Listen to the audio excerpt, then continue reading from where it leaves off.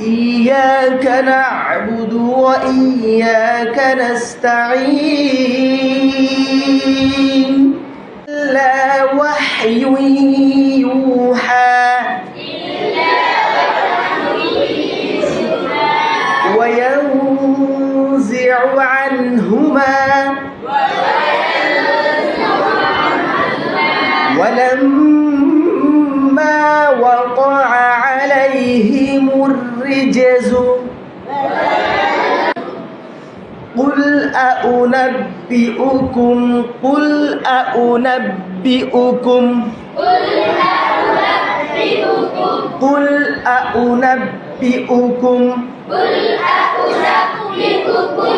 Copper উপর যে জবর হলে 100% মোটা, ঠিক আছে, পেশ হলে 75%, আবার যদি কি জের হয় 35 বা 40% এতটুকু করে মোটা করা, মানে এতটুকু আদায় করবে, ঠিক আছে।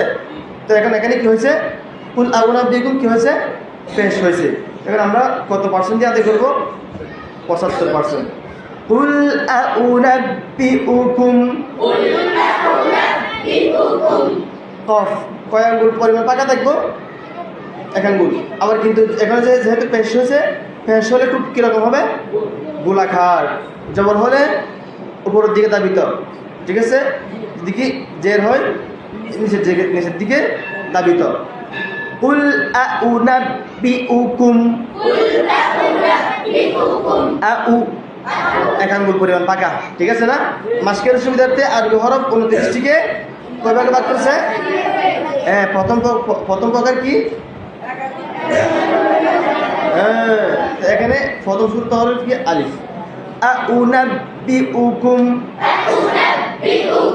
কুল আউনাব্বিউকুম, কুল আউনাব্বিউকুম, কুল্লামা জাআ উম্মাহ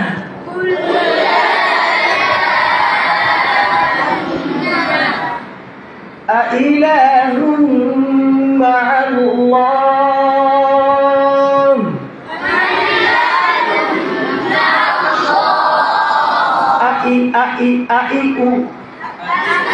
আইউ লাউ নাশাউ আসাবনাহুম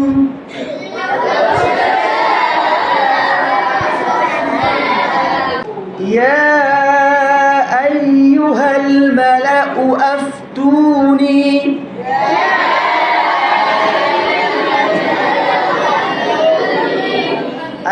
আই এটা কিন্তু নরম হবে।